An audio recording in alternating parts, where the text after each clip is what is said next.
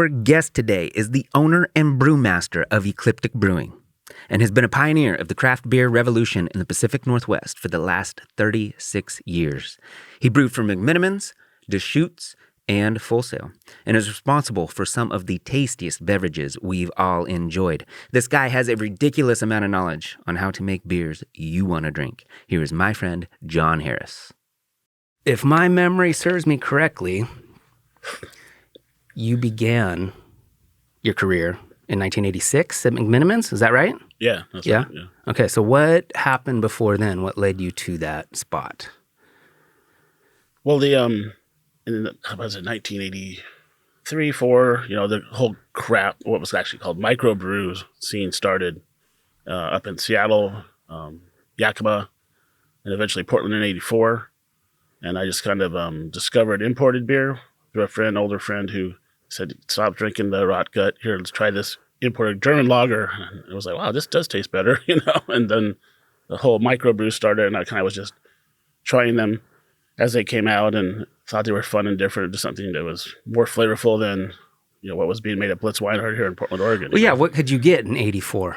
Like Pabst and Coors Light? And that's it?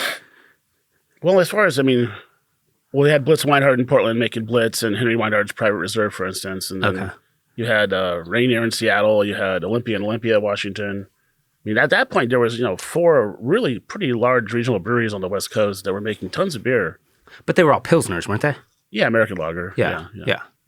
Okay. What's the difference between American lager and Pilsner?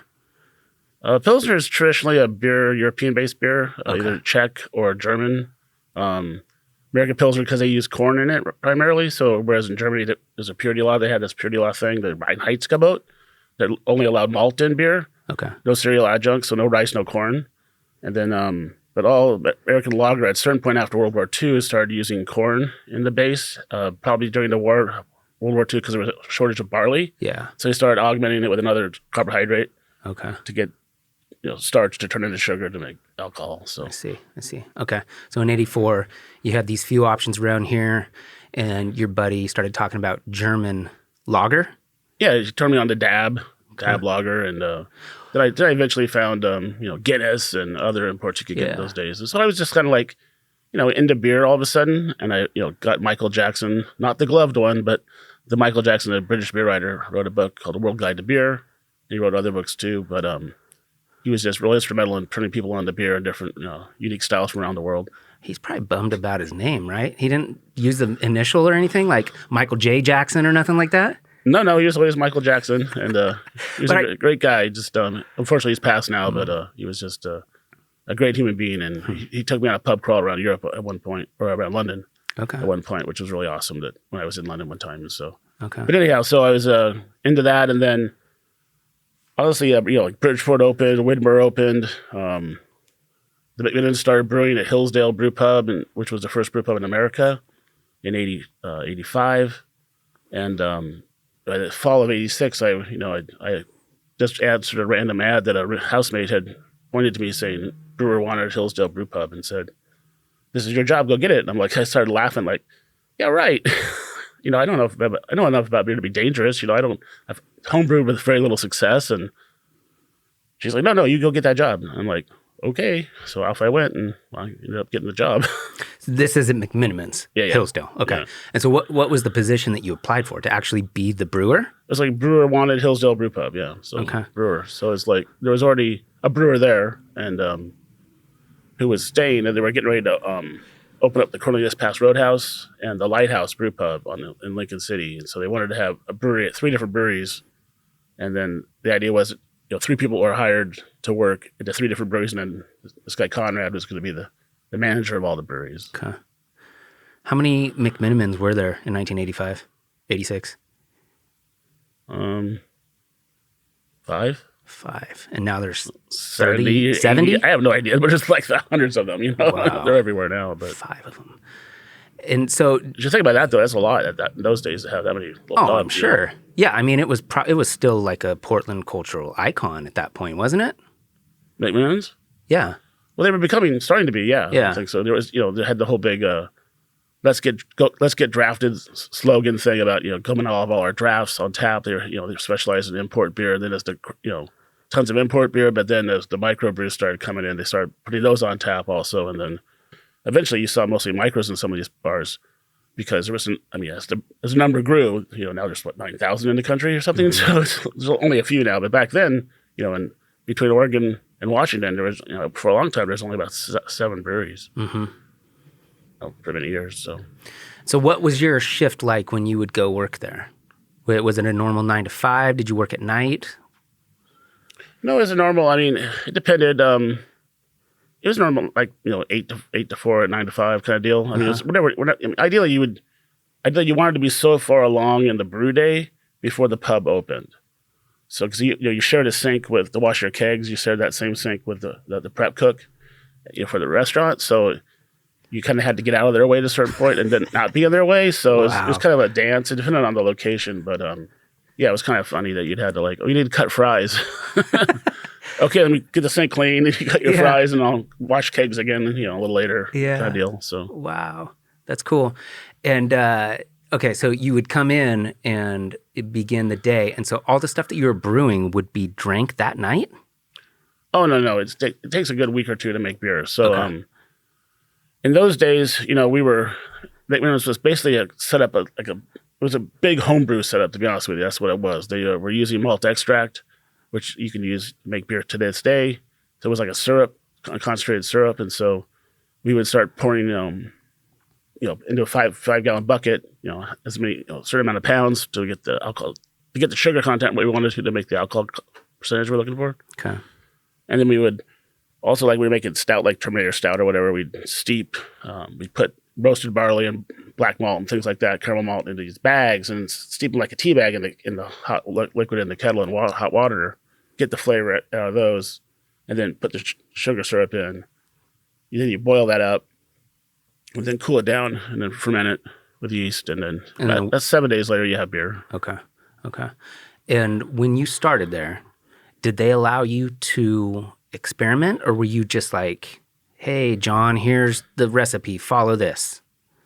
That's actually what the cool part was of starting at McMenamins versus starting, say, locally at Bridgeport or Widmer or, say, Portland Brewing, which opened up right about the same time I started brewing, is that, Widmer's was German, Bridgeport was English influenced, and Portland Brewing had Portland Ale, but then McMenamins was like, let's get crazy. Let's throw candy bars in our beer. Let's make Ruby Tuesday, get sued by the Rolling Stones, which becomes Ruby. Is that what happened? Yeah, but eventually they got the letter they were looking for. I'm sure the brothers probably have that frame somewhere on their wall, the cease and desist to stop using Ruby Tuesday, and they call it Ruby now, right? So, but anyhow, so no, it was really like, have at it, have fun, brew with fruit. They're really the first brewery to brew with fruit in America was the McMenamins, and to the point where eventually a letter came from the TTB, which was the BATF then, which governed breweries, and federally saying, wait, this is not on the approved list of ingredients. And so we had to petition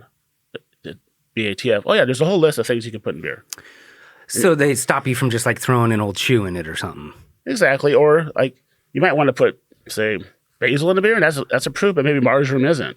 You know what I mean? Or oregano might not be approved, just for example, So there's a whole list, and you can look it up online if you want. It's easy to find it now. But anyhow. So you have to petition to get ingredients added to that list. Well, it's called a formula. You have to get a formula approval. So if it's something that's not exempt on the list, so you can just use any day you want, you have to, even to this day, you have to file a formula for it. Just because it's the USDA and they're worried about you killing people or something. Well, it's not that we're governed by the TTB, so the FDA doesn't have anything to do with us. Okay. They don't govern breweries, which is great. Not that we're doing anything weird, but just a lot of the being we're making a product that has alcohol in it, which is a preservative, itself, so that it's kind of been exempt from a lot of food regulations. But we are still governed by. Don't think we're going crazy out there. We're not. Yeah, anyhow, so you have to have this improved ingredients. So back at McMenamins, we started brewing with lots of different fruit, and we were allowed to experiment with that and really make beers we wanted to make. We had the certain house beers we make all the time, but we were also allowed to make our own beers every once in a while. That's really cool. That's, in my opinion, that's how you should run a business. You should hire smart, intelligent, experimental people and just kind of give them the opportunity to make stuff happen, right? And so Sure. when they had you in there and you were experimenting with everything, did you create any of these formulas that they still use now? Well, at one point along the way, like I said, we were using this malt extract, in which me and the other brewers and the brewing manager wanted to get away from it. It was real inconsistent. One day it was like, for numbers' sake, 82 bricks, which makes it really thick. Some of it was 72 bricks, which made it really thin. And if it was the thinner, you had to add more to the kettle. So you never knew consistency-wise. It was really back and forth. Plus, you had to handle these 400-pound drums that were kind of dangerous. Mm-hmm. And anyhow, so we eventually got the brothers to agree to go to all grain brewing, where we would use actual malted barley, crack it, steep it in hot water, convert to starch to sugar, get the sugars out of it, and actually brew beer the way it was designed to be from scratch. So in that process, I had to move. Hillsdale was going to be the place we did that. I was at the Roadhouse before that, and then I came back to Hillsdale and was able to brew with all grain, which really radically kind of changed the beers a bit to the better. And at one point, we were working on Hammerhead, which is the only beer I actually ever had anything to do with that's still available. Mm-hmm. And I made a batch with a little bit of extra hopping in it that everybody liked, and it continued on to this day in part of the recipe. So I have a little bit to do with Hammerhead, but not all of it, but part of it. Nice. That's very cool. Yeah. So experimenting with these options each day when you get there and figuring out new methods and formulas. And you said that they allowed it and they kind of encouraged it. Did you ever feel like maybe you were getting close to stumbling on something? Were you planning it out and trying to figure things out, or were you just throwing it to the wind and trying to see what would happen? Well, the day I started, I had so much knowledge about beer and how beer is made and how to make beer and things like that. And that grew exponentially, pretty much right away. Because I got into it actually daily making beer. I learned so much. 2 months later, I knew way more than I did when I started. Yeah. And so it wasn't like you just go do whatever you want, but it was kind of like they were very irreverent about brewing. To the point where at one point, they were getting ready to brew their first batch of beer, and Mike and Minna went out to the bar. This legend, I've heard, I wasn't there, and grabbed a Mars bar, a candy bar, off the bar, opened it, and threw it in the brew kettle. Just to kind of say, we're going to do whatever we want here. We're doing our own thing. You know? And so that's kind of their spirit from the beginning, to the point where like, hey, there's this wild grapevine behind the Roadhouse. Maybe we should make a beer with those grapes. So we did, and things like that. Stella Blue with blueberries, Ruby Tuesday with raspberries, Maid Marian with Marion berries, just all these different, we played with rhubarb, all these types of, fruits and vegetables that no other brewery was even touching back then. Yeah. That's fascinating. And how much interaction did you have with the brothers? Were they still coming in daily, or? Oh yeah, you still see the brothers. Oh, for sure. They'd be rolling through, and at that point, they had hired a manager to cover the breweries, but there was still the pub managers who were still there and stuff. But they would roll through to check on places. You'd see them once or twice a week normally. Mm-hmm. And how often were people just in the back getting hammered? Because you gotta taste the product, right? It's interesting at McMenamins that really didn't happen. They one of their things was that, and probably to this day, is that everybody pays for their beer. There's no shifties, there's no free beer. You watch them come in and throw down that $1 for that pint of Budweiser or whatever that might be they were drinking that day. But that was, there wasn't really any after hours parties that I was part of, at least. But we did have to try the beer. We would taste the beer regularly, and you had to. Yeah, it was. Some of the beer was good, but some of the beer was, there was no refrigeration. The key to successful fermentation is to have your tank set at a certain temperature where it stays at 70 degrees or 65 degrees or whatever degree you want. But these were, like I said, these are open fermenters with no lids, which is pretty traditional in Britain. Okay. But anyhow, there was no refrigeration. So if it was a 98 outside and you could get your room to 82, pretty good chance by the next morning the beer is going to be at 82 degrees. And so it just makes a different product at different temperatures. So how often did you taste something And it was garbage. Is it like 4 out of 5 times? No. It wasn't like that. But sometimes you'd make a batch of a certain beer, and that fermentation would rise, the temperature would rise, and then it would cause the beer to ferment a different way and ferment different sugars and produce different esters are called, different higher alcohols that give different flavors. Mm-hmm. So yeah, if you want it at 68 and it gets to 82, it's going to be a slightly different beer. Yeah.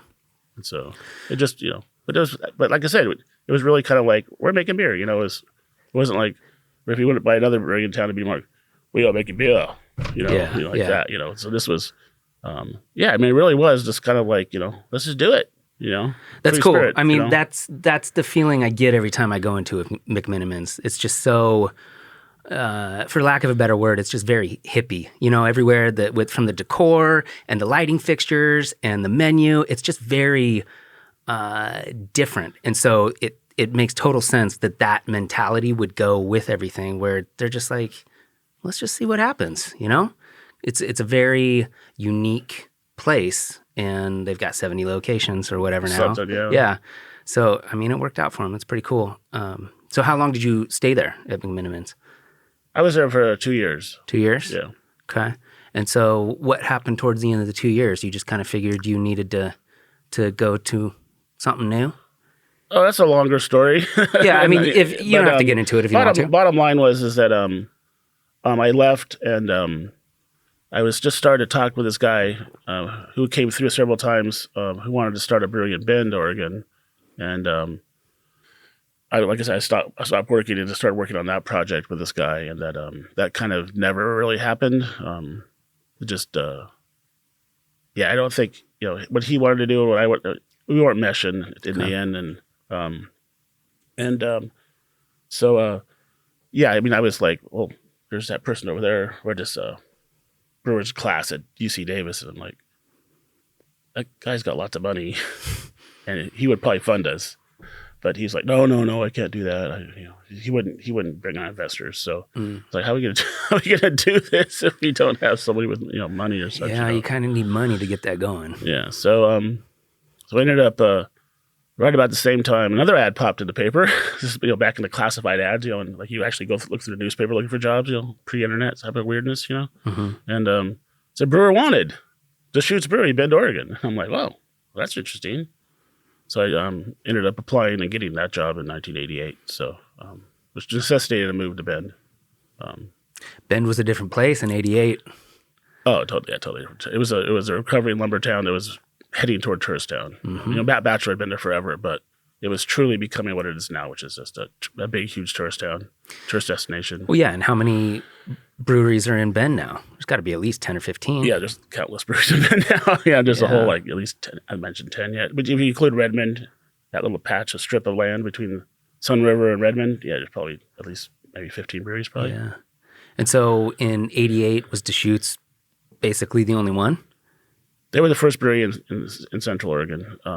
Since the brewery that was in Prineville back in the early 1800s, late 1800s, early 1900s there was never a brewery in Bend before Deschutes Brewery.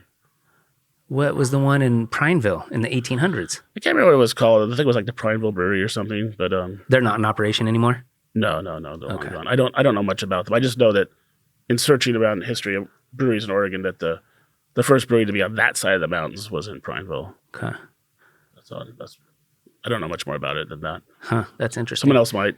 If you do, let me know. We'll have to Google it. So you moved down to Bend, and I mean, that must have been pretty exciting, right? It's the only one in Central Oregon, and at this point, this is kind of like the direction your life is going, right? You signed up for that.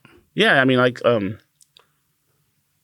lot of people can cook at home, but you put them on a line in a restaurant to cook for everybody.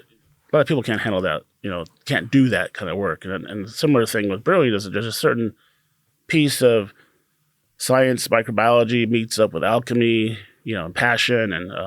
And I was able, at one point through the whole deal that at one point at McMenamins, people were like, other pubs wanted the beer that I was making. Like, oh, we want the beer that John's making. Because I'll be honest, I got pretty good at crafting beer out of non-refrigerated spaces and malt extract and things like that. So just kind of an affinity for it, in my early 20s. And then that just kind of turned into where I am now today, 30-something years later, making beer, so, but no, it was a cool job. I mean, yeah, I'm a brewer, it's like, you what? Yeah, I make beer.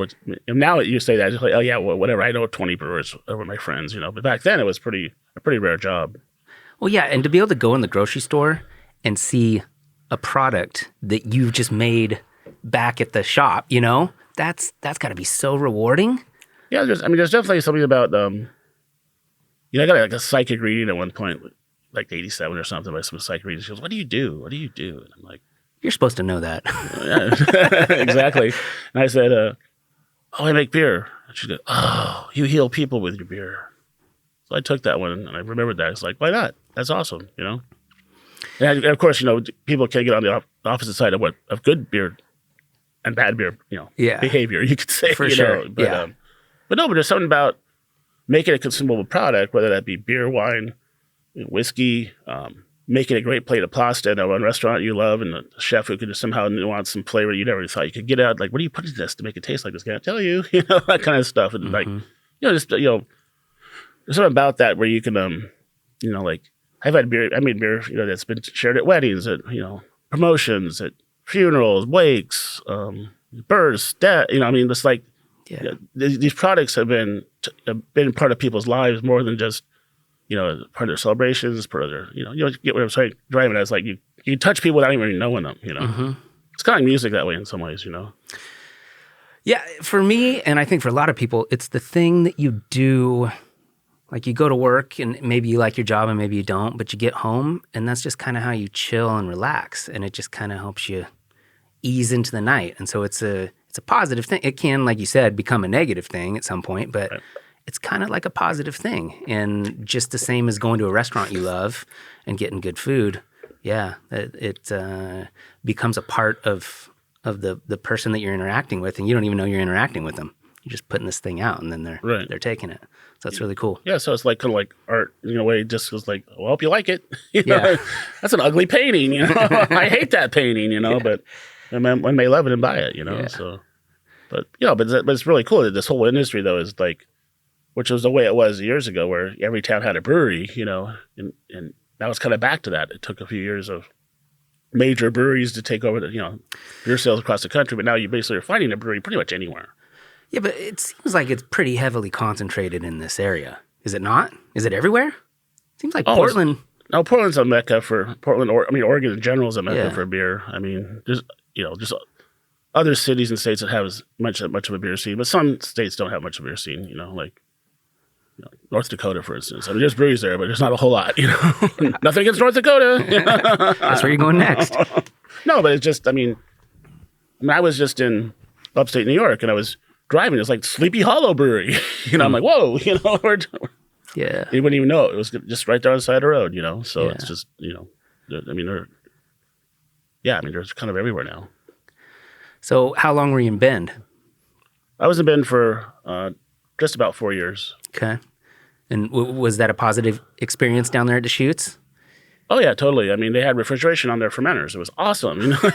You could actually set the temperature and make that batch, then make it again a month later. And, it tastes the same. It's awesome. So, no, it was great because Gary Fish, who's the owner of Deschutes, he was looking for someone who actually had brewed before.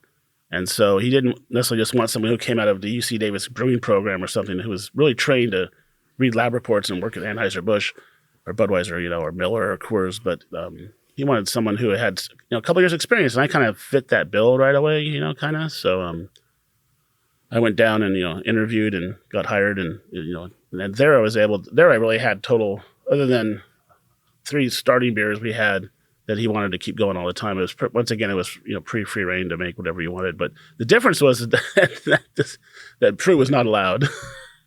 What was not allowed? Fruit. Oh, fruit. Okay. Yeah, he was not into that. So I had to put that kind of thing aside, which was fine, and concentrate more on, he was really into traditional, American-made English style ales. That's where a lot of this craft brewing thing started, was emulating the beers of England or Germany if you made lager. But if you're making ale, it's mostly England, and then you start using these American, ingredients that just didn't taste like European ingredients or British hops, for instance, where American hops were totally different flavors. So before you know it, you're making beers, some British brewers with this beer tastes like cat piss, which was a Cascade hop, which just threw this kind of dank, citrusy kind of thing that just wasn't, as civilized as, European hops. So did you have to import the hops? Well, no, not really. I mean, hops have been, growing, especially in Oregon, for countless years, centuries of. But I thought you said you were trying to emulate the British. Oh, we would try to emulate the British. Yeah. So, I mean, did you have to get hops from England? You could get hops from England. Yeah, you could.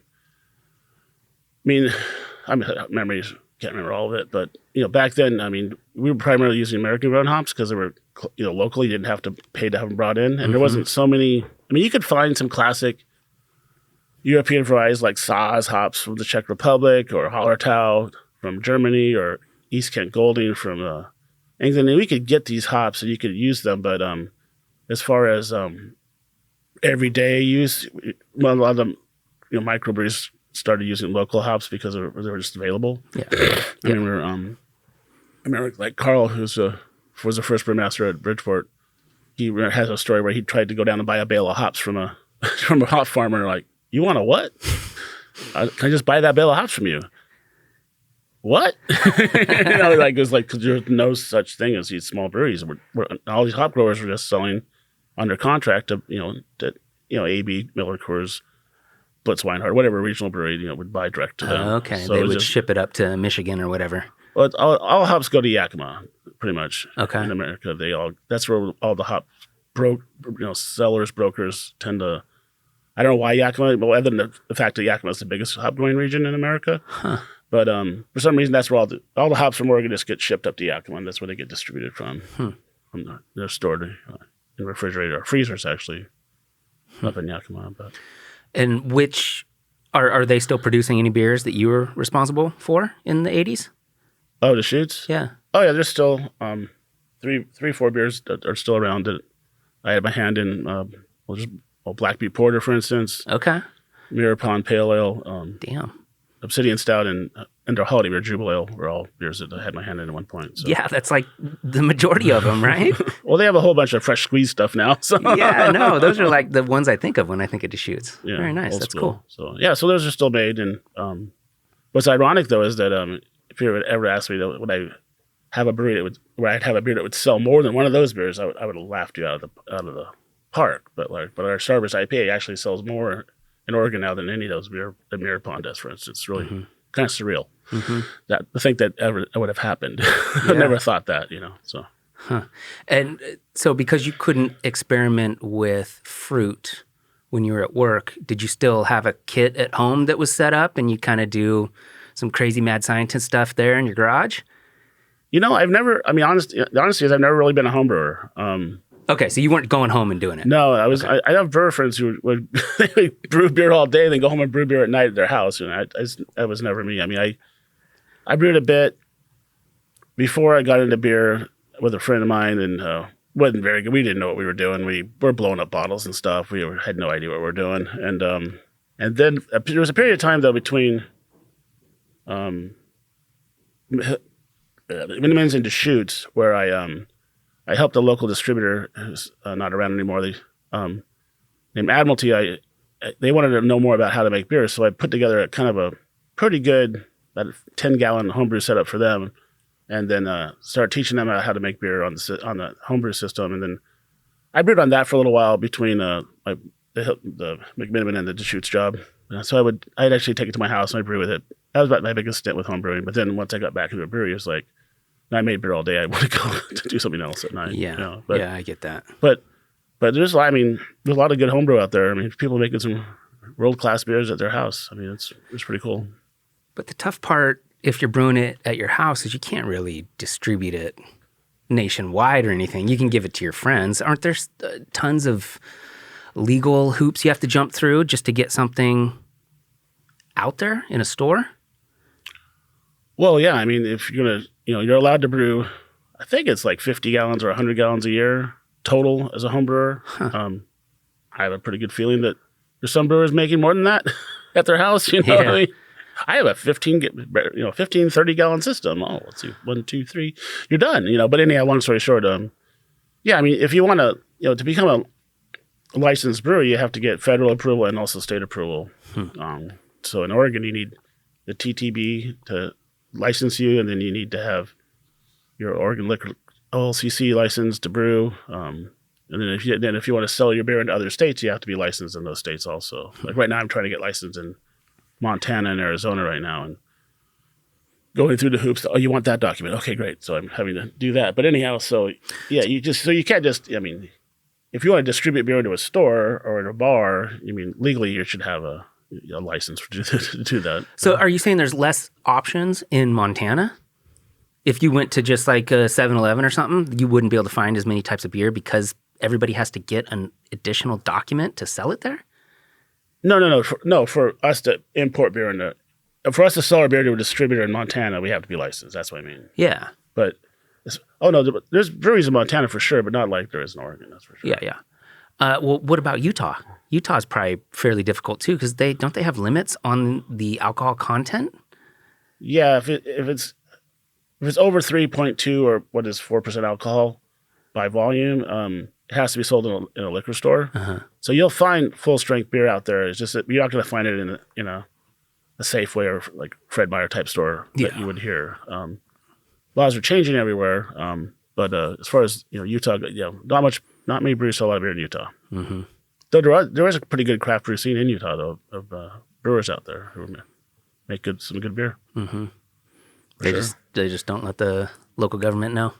They do. I know it's legal. It's just like I said, you have to make a special trip to another store. So you have to go to just like in Oregon, if you want to get booze, you got to go to an Oregon liquor store. Yeah. You can't just go to Safeway and buy a bottle of Jack or something. You got to go. For sure. That's such a weird rule. You just drive across the river. You go get a bottle inside Safeway in Washington. Yeah. Yeah. I don't know. It's weird. And you don't pay sales tax down here, so yeah. It's interesting how much beer is sold in how much beer like a brewery like ours sells in Portland versus what sells across the river in Washington. So I think there's a lot of people I think a lot of people travel across the bridges. Yeah. Well, yeah. Same thing for buying a car. So you don't have to pay that sales tax. All right, so you're down there in Bend. You did 2 years at McMenamins. You did 4 years at Deschutes. 6 years, 2 reputable breweries. You're probably getting a decent name for yourself. And it sounds like the industry works on merit. So it was probably pretty easy to make the next jump, yeah? Oh, sure. I mean, I was, Jane, who's my wife, now we weren't married then, but she didn't really like Bend, didn't like that. It really wasn't that cool of a town, to be honest with you. I mean, if I wasn't brewing there, I probably wouldn't have lived there in those days. Yeah. But anyhow, but she expressed, that she's, I can't live here. I got to get out of here. And I had a friend at Full Sail, who was their brewmaster, and he would come down and visit. We'd hang out and stuff. And he knew of her dislike of the town, and Full Sail was approached to do a project in Portland with the McCormick and Schmick's chain, which is, I don't know, it's still around, but it's not as prevalent as it used to be. Mm-hmm. But they were going to put a brewery next to their restaurant in downtown Portland, or one of the restaurants on the waterfront. And I basically got offered a job to run that brewery for them in Portland. And at that point at Deschutes, we were just looking at, we had pretty much squeezed every tank we could into the site on Bond Street in downtown Bend that we were out of room. We actually added an addition where we put in some more tanks in the parking lot and a silo on the roof. And we were starting to talk about what are we gonna do next? Do we build another brewery? How the owner was trying to figure out how he wanted to be, and we were just starting to plan that brewery. And I felt that this opportunity came up, and I was like, you know what, I can't. It's not fair to him to start this project and not see it through to fruition, because it was like jumping out halfway wouldn't. This was you enter or you're out kind of moment for me, in my opinion. So I took this offer to come back to Portland to work for Full Sail. So it was really difficult to do that, because I kind of left the brewery to help build, being the first brewer there, and it's like, but I was still with the same person, so that worked out. So but also I was always open for always the challenge and stuff, and it seemed like the right time to go back to Portland. Mm-hmm. Yeah, it makes it pretty easy if your wife doesn't like where you're living. But Full Sail was making some fun beer too, but it was also a non-fruit brewery. Mm-hmm. So that was there's no fruit beer. Why is everybody reluctant to use fruit? Yeah, I don't know. To be honest with you. I don't know. Back then it was just a different. The market was just different. Just what people expected out of a brewery. Today they expect way more innovation, way more wildness, craziness, throwing weird stuff in beer is become really, really, really popular now. More so than it ever was back in the past. Even though some breweries were playing with it earlier than others, but there was this whole kind of traditional thing about microbrews.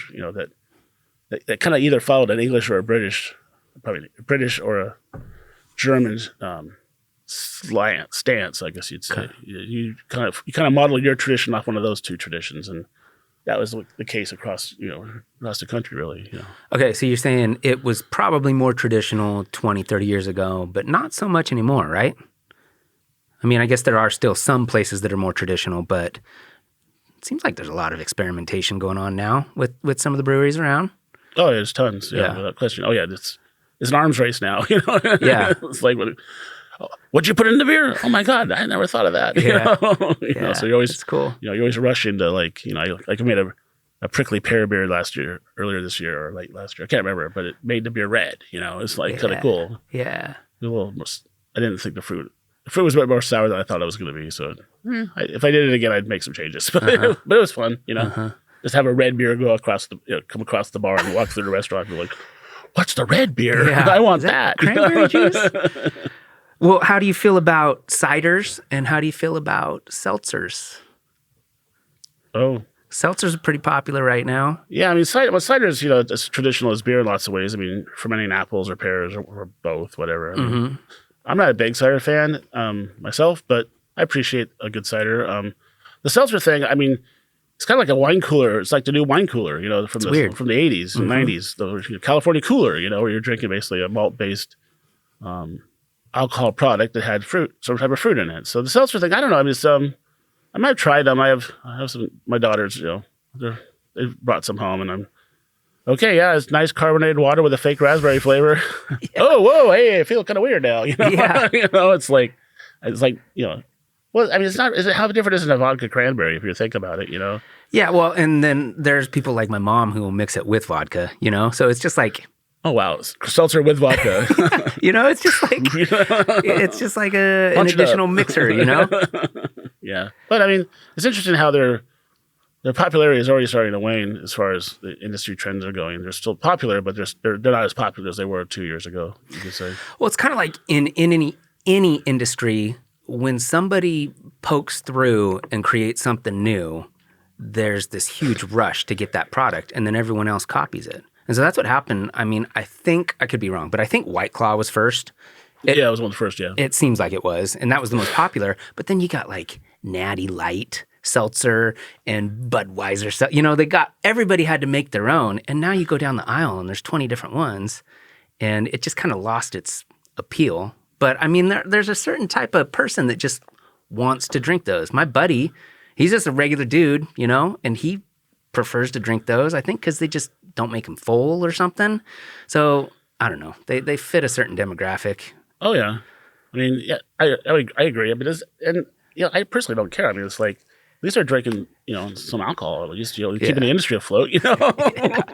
But they're, there's someone who wants to, watch their calories or whatever, or, and now you're starting to see a lot of the ready RTD cocktails that are now just you go buy a margarita, right? A can of margarita right there, so that's becoming pretty popular too. Have you ever seen the little circle thing? They have them at Fred Meyer, and it's just got a top like a can, but it's only like 2 inches tall. I forget what they're called. They're so gross. I bought one once just to try it. It's kind of like syrupy wine almost. Oh, they're terrible. Don't get one. Okay. Are they carbonated or? I don't remember it being carbonated. No, it's like fruit juice that had wine in it. Oh, okay. Yeah, it sucked. Don't do it then, right? No. It's such a cool industry, and to me, it's kind of like in terms of figuring out what you're going to do and finding something that people enjoy that they're going to continue to purchase. It's kind of like weddings. Like weddings will never go away. Alcohol's never going to go away. It's a very consistent way to make money, right? Sure. I mean, people love drinking. Oh yeah, that's for sure. Yeah, I mean, it's interesting. Just like right now, I mean, honestly, like the 2022 has been a really for the beer industry nationwide has been a really slow year for some reason, and all the analysts are trying to figure what's going on. Are people drinking more cocktails? Are they drinking RTDs? Are they drinking seltzer? So like right now, beer's just a little soft this year for most breweries this year. Just people are just not drinking as much beer this year as they did last year. So it's kind of funny. Yeah, that's interesting. But I don't need to analyze that right now. But yeah. Well, so do you have to worry about, at any point in your career, have you had to worry about making money? Or have you always just been the guy who is focusing on the way things taste? Like, are you in the back office counting numbers, and are you just always out there brewing and making the product?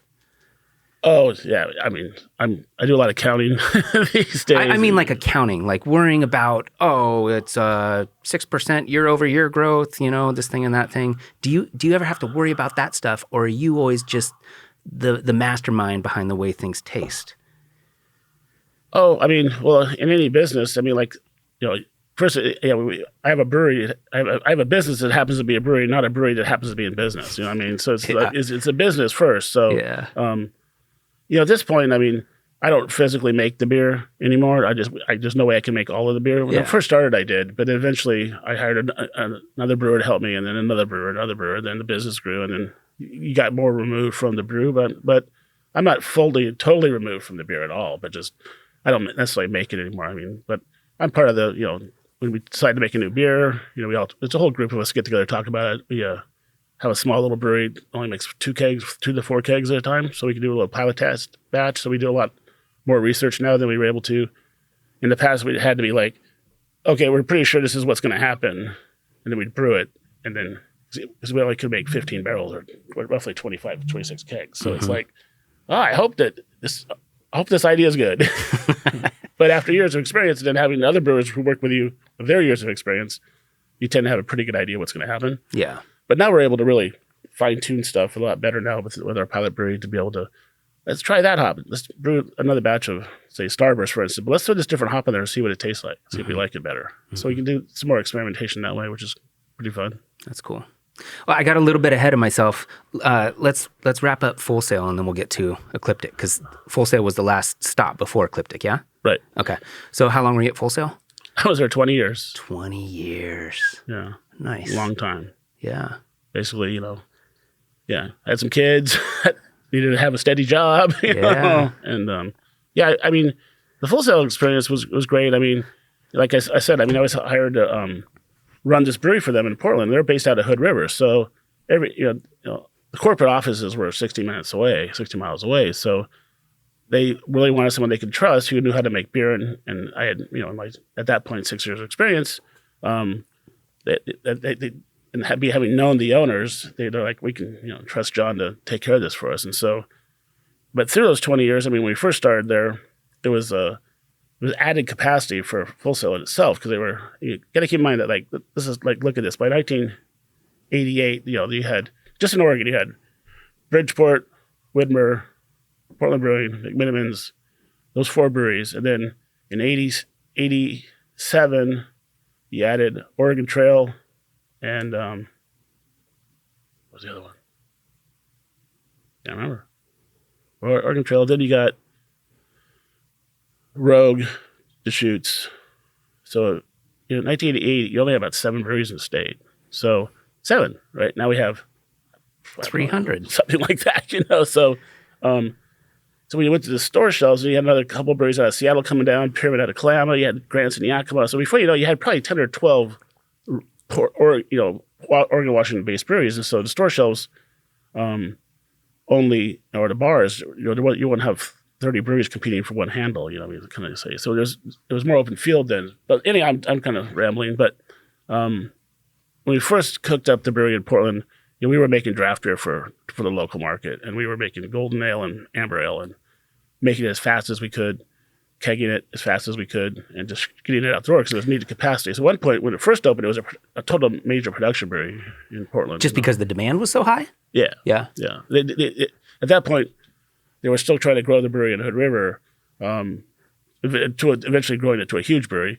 But it just even though it was more of a marketing thing to put this brewery in Portland, because previously, about a year prior to that, Widmer put a second brewery right next door to the Heathman Bakery called Be Malak, which is now South Park Restaurant. There used to be a Widmer brewery there. So it was like two different owners. So that this model had been established in Portland. But the difference being that, at Full Sail, we put put a 20-barrel system in with 40-barrel fermenters. So, we were kicking out 75 kegs out of a tank, 2 or 3 times a week. So we were like taking over down there. I mean, we took over the sidewalk. It was like I remember when we were started there. It was level, and eventually there was this little curb. Eventually, kind of went like that. Like the whole place is sinking down there. You know what I mean? And I don't know if it's some of the weight of the kegs or what, but anyhow, so that brewery went through many different types of. Like I said, we started out just being a production brewery, kicking all the beer out that we could, but eventually. 3 years later, when they opened up this new 200-barrel brewery in Hood River, it took a lot of the pressure off Portland. And so in those 20 years, it went through some ebb and flows of less production, more production, eventually settling into me running a program called the Brewmaster Reserve Program, which was basically my program. I decided what beers I wanted to make, but I was also in charge of, making the beer, going out and talking about the beer with our distributors, going to see retailers talk about our beer. So at one point, I was doing brewing for them. At one point, I was in charge of the state of Colorado and Alaska for them at one point for sales. Wow. As they went through the different motions and as their the mission of the brewery would change, I would get turned on or turned off in Portland, and I would go do other things for the company. Like I would go out and be our face, to the distributors and retailers and stuff. Mm-hmm. So I had a kind of a very multifaceted job. Did you enjoy that part, the traveling and everything? It was all right. After I had my first daughter, it was I didn't dig it as much, but it was part of my job, and eventually that kind of it went away eventually. But I always did travel for the company, did launch markets or do whatever things. But what's cool though is that in that process of all these other little hats I wore at Full Sail, I was able to learn a lot more about the business. So in opening my own brewery, I understood a lot more about the whole market, the whole business versus just knowing how to make beer. So I knew how hard it was to get distributors' attention. I knew how hard it was to make an amber ale when suddenly this beer called Fat Tire rolls through and takes over the world. You know what I mean? Mm-hmm. It was like, oh, we make amber. Oh, they're making an amber. They have a bike on the bottle. That's so cool. I have to drink that beer. It's as New Belgium basically amberized the entire country. Mm-hmm. Nothing against them at all. Yeah. But just interesting how, which is interesting. My experience there was very interesting over time. But eventually, they decided that they didn't want to do the Brewmaster Reserve program anymore. And I was like, oh, really? Okay. You want to do this brewer share program, and we're going to let our brewers make beers, and we'll market them, and we'll market the brewer. And I was in charge of just, making sure that beer came out right, But at that point, having lost any creative freedom in the company, I was like, I can't. I got to do something else. It just became a job. Yeah, before I was making, I had this great series of beer called the Sunspot series. It was Sunspot Ale, our IPA, Son of Spot IPA, Spotless IPA, Grandson of Spot IPA. I had this kind of playing with this theme of spots. Astronomy kind of prior to Ecliptic, that was kind of fun, but it's like I got to name the beers, I got to make, it was like total creative freedom. And so, but that went away though. It's like, well, I don't know if I can not design a beer ever again. Yeah. That's not, I don't know if I can do that. So that led me to start thinking about it, eventually leaving there and going forward with starting my own place. Okay. And so when did you start Ecliptic? Technically, it started incorporated in the fall of 2012, and then we opened up in the fall of 2013. Okay. It took about a year to find a building. I left my job in April of 12, and I signed the lease on the building in April of 2013. So it took literally a year to find a place that was suitable for what I wanted to do with having room for the restaurant, 3,000 square feet for the restaurant, but then in our case, we had another 10,000 square feet for eventual brewery space. So I was looking for a particular thing, and just happened upon this. Well, I'd driven by this building on Cook Street, like up Mississippi, countless times, and it was gray building, big barbed wire fence around it, razor wire, and I never saw any activity there at all. It had formerly been an auto body repair shop, and but eventually, my broker was able to find the broker that was going to lease that out, and that's where we found it. It was like, I walked in, I'm like, well, yeah, of course, this is it. We're on Mississippi Avenue. We got 14,000 square feet and a parking lot. Maybe might work. Yeah, that's cool. And that was right as Mississippi was becoming that hot little strip in town. And still is to this day, So we got Prost at one end, and we got Ecliptic at the down. Well, we used to stop at Fremont. I'm saying, no, it goes to Cook Street now, We got to go down the hill one block, so. And so you get to do exactly what you want to do now, yeah? In terms of creating? Yeah, for the most part. I mean, over time, when I first started, I had some what I thought were just awesome ideas for beers that I thought it was like, oh, this is so cool. No one's ever thought of this. I was going to make this beer called Hefepils, right? And I'm like, yeah, it's what people don't realize. You've heard Hefeweizen, right? Yeah. So Hefe in German means yeast. It doesn't mean wheat. The Weizen, that's the wheat. So Hefe refers to basically unfiltered beer. So I was going to make this unfiltered Pilsner and call it Hefepils. Probably someone's actually going to pull this off and actually be successful at it someday, but we weren't. So it's like, it just confused people. Like, they're like, is this a wheat Pilsner? I'm like, no, Hefe means yeast. But it's like, so I was just in my own little nerd world, Yeah. Where it's like, this is so clever. It is not clever because people just didn't get it. And eventually, this beer became this, it was called Spica, and it was called Spica Hefepils, and eventually became Spica Pilsner. And then I got accused of being racist because what's with the Spica beer?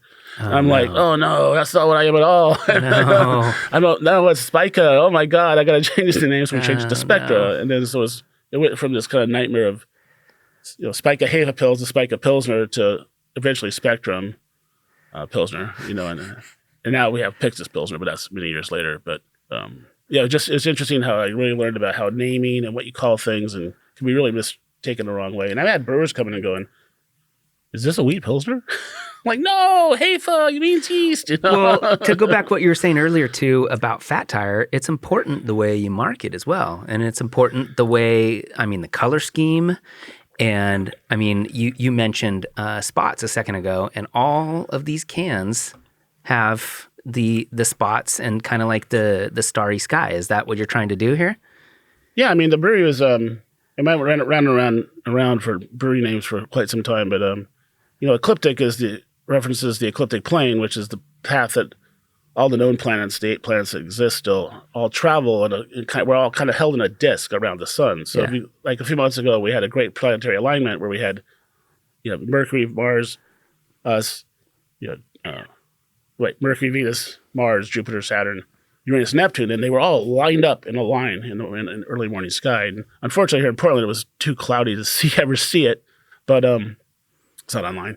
Does that count? Yeah, I guess so. But that represents that we're all on this plane, and that's our path around the sun. And of course, it takes us 1 year to go around the sun. It takes Mercury about 38 days or whatever to go around the sun for their year. But point being that I knew that when I opened up as a brew pub, I wanted to make sure that the food was as good as the beer, because I know there's tons of brew pubs out there. Their food's just kind of an afterthought. It's like, you want some wings? How about some cheese dip, or something like that. So I knew that I wanted to have a more of a seasonal food program, a place where you would stay for the food as well. You go for food as well as you would go for the beer. You know what I mean?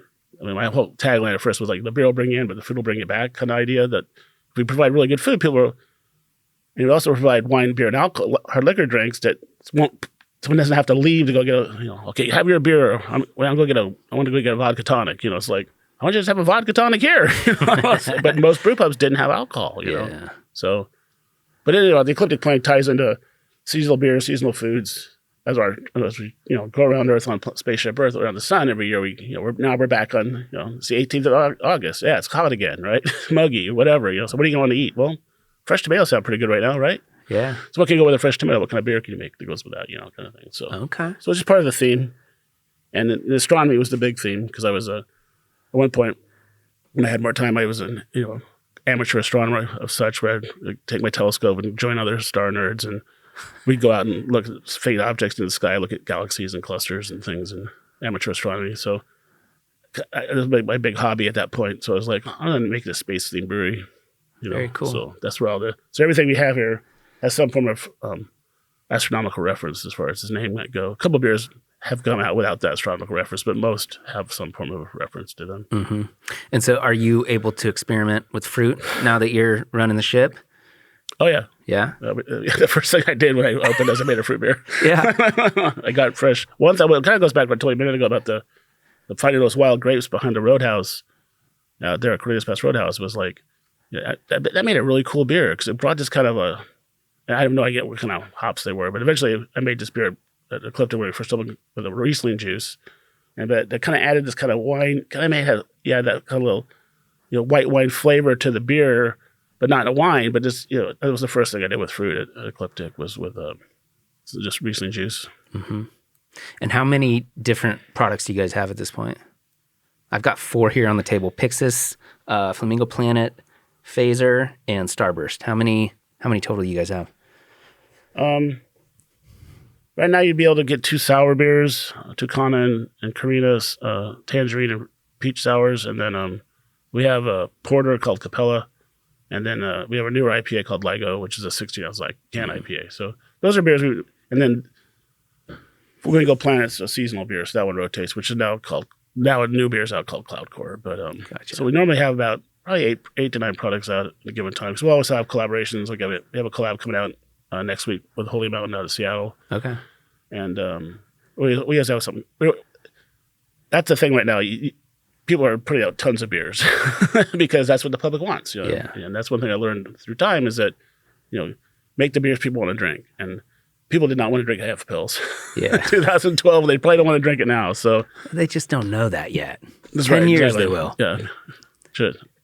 Someone's going to do that, and it's going to piss me off. So, yeah, that's my idea. Well, they'll call it John Harris, hopefully. Sweaty. But well, what's next? You do you have goals of opening another place? Are you cool with what you got going on right now? Are you going to try to go to Japan? Like, what's going on? Well, we do sell some beer in Japan. Yeah? Yeah, there's a guy who lives in Portland, and he exports beer to Japan. So he exports a lot of craft into Tokyo.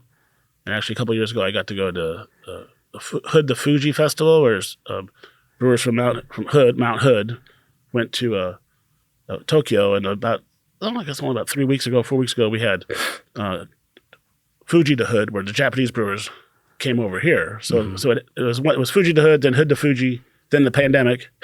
Yeah. A couple years later, then we did Fuji to Hood again. So next year, technically, we're going to do Hood to Fuji again next year. So we'll see if that happens or not. But but it was fun. But anyhow, so that's the Japan story. But no, I mean, I tell you, honestly, right now, it's getting better. But pandemic, post-pandemic, 21, 22, has been really hard to find staffing.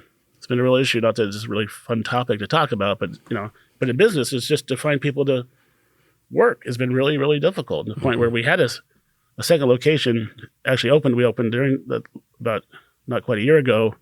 That we got to the point where we were closing one of our restaurants, so that restaurant based on staffing, and we were like, we got to keep one restaurant open. We can't keep. We're closed at the mothership today. Oh, Moon Room's closed. So we decided just to. It was kind of weird. People are like, "What are you doing?" I'm like, "Well, we're going to keep one restaurant going." And so right now we're in the process of getting that going again. But we took will be a couple month hiatus just to kind of get staffing because it's just been a real pain. To be honest with you.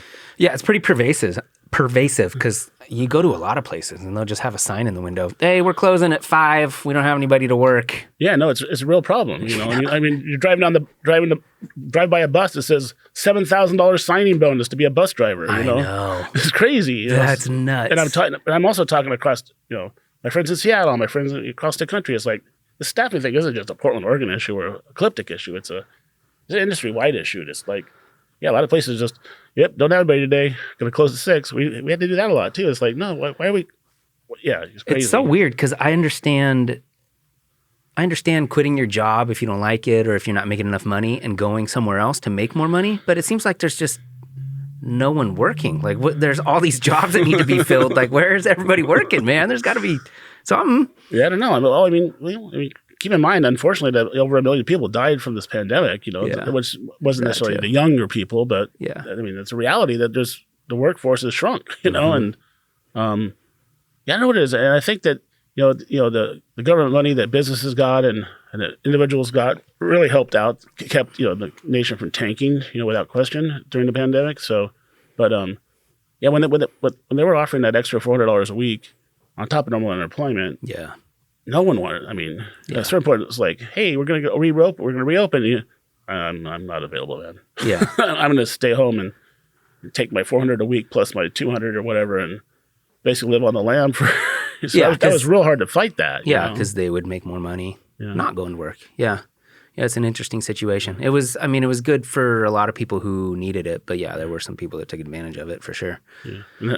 I don't know where they're working right now either. I don't know. But then again, some people, a lot of people left the service industry, left the restaurant industry. I mean, because of the pandemic, they felt like too vulnerable with getting sick. So a lot of people just have left the hospitality industry.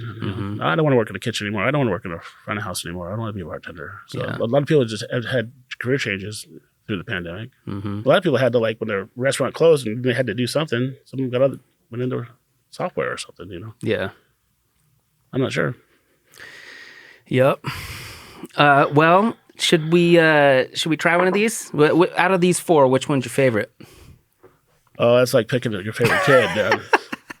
Okay, which one at 11:21 in the morning do you want to drink? Oh. Have you had any of these before? Or? I don't think I've had Pixis, and I don't think I've had Flamingo Planet, but I've definitely had Phaser and Starburst. Gotcha. Well, this is a fruit beer. It has guava in it. Let's do it. Okay. I got Solos here too. Okay, cool. Yeah, it's funny is that there was the great guava shortage of 2022 happened this year too. It was kind of fun where we started making this beer, which we made for several years. It's kind of a popular seasonal beer for us. And but at a certain point, we couldn't. Oregon Fruit Products, who makes aseptic fruit purees for brewing, well, for other things, baking, whatever. But they make primarily a lot for the brewing industry. They couldn't get guava. Like, well, yeah, they're supposed to be here in 8 weeks, and so we're like, crap. We don't want to switch our seasonal already, and so we finally found some in Texas from Fierce Fruit, but we had to. But then shipping's out of the off the charts right now. What it costs to move freight around the country. And so now we like $800 in fruit, $800 in shipping. It was like, Well, and you can't really just double the price of the beer either. Well, that's the thing about beer is that, it's there's a certain window of what people will pay for beer too. They'll pay this much or this much or this much. And, so where you price your beer is how price at $8.99. You're not making much money, but you're selling lots of beer. Yeah. $10.99, you're making some money and selling some beer. But if you're like up to $12.99, $13.99, now that's a pretty expensive 6-pack these days. Yeah, it's pretty weird though how you'll justify it though, because if you go to a restaurant or you go to the brew pub, you'll order a $7 beer and not think anything about it. 16 ounces, $7, somewhere in there. Oh, yeah. But then you go to the grocery store and a 6-pack is $12. You get a lot more beer and you're like, I don't know. It's like, depending on what scenario you're in.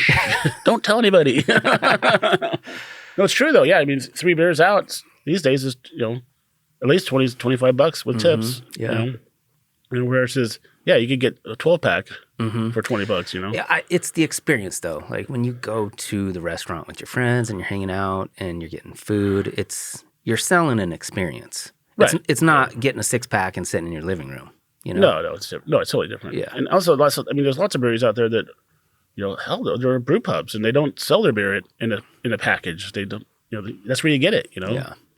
Like a lot of McMenamins, they can their beer now, but for the most part, when you want to drink their beer, you had to go to one of the restaurants because you couldn't get it anywhere else, So there's that draw too with beer. And so but it is beer's not not the cheapest these days, but because you know. But it's delicious. So, do the brothers ever call you up and like, hey, John, what's it gonna take to get you back over here? They did that once. Before they opened the Edgefield Brewery, I got a call from Conrad and saying, "Hey man, how's it going? Doing great, man. How you doing?" He's like, "You ever think about coming back to Portland?" I'm like, "Well, not necessarily." And he's like, "Well, we got to do this Edgefield thing. We're gonna put a big brewery out there." And we thought, with your newer, my newer experience, we thought about you. And I'm like, "Are your fermenters refrigerated?" Yeah. Which is my call to arms here, right? Yeah.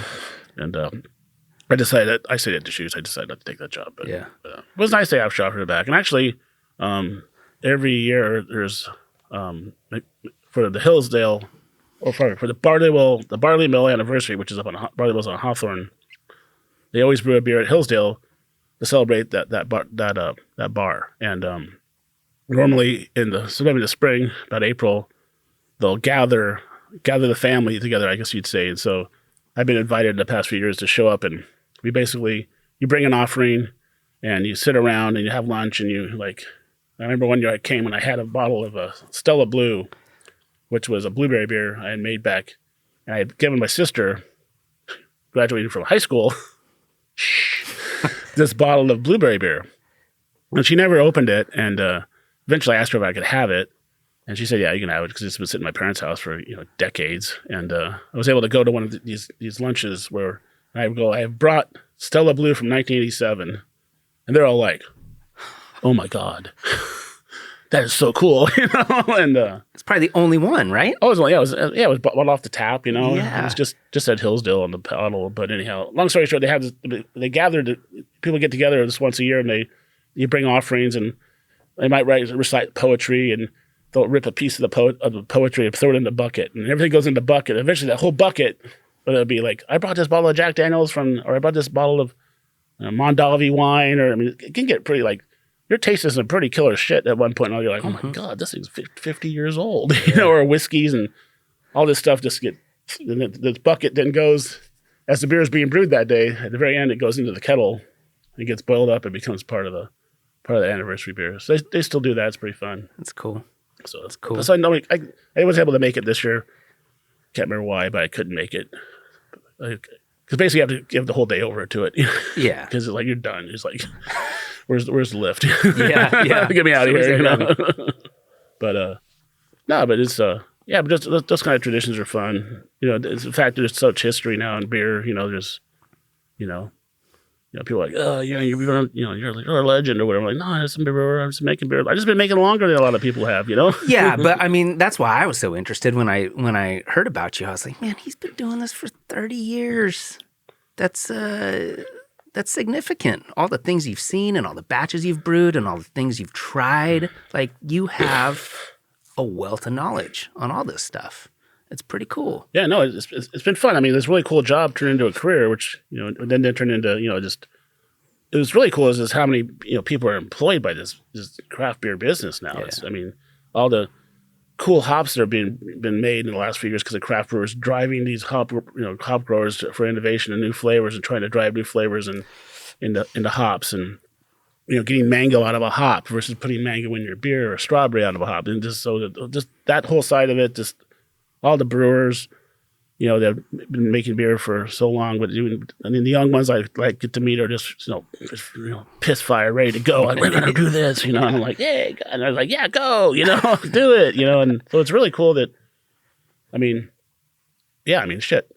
There's people who weren't even born when I started brewing. Yeah. We're brewing now. Yeah, it's pretty cool. Not that I'm not old, but I'm older.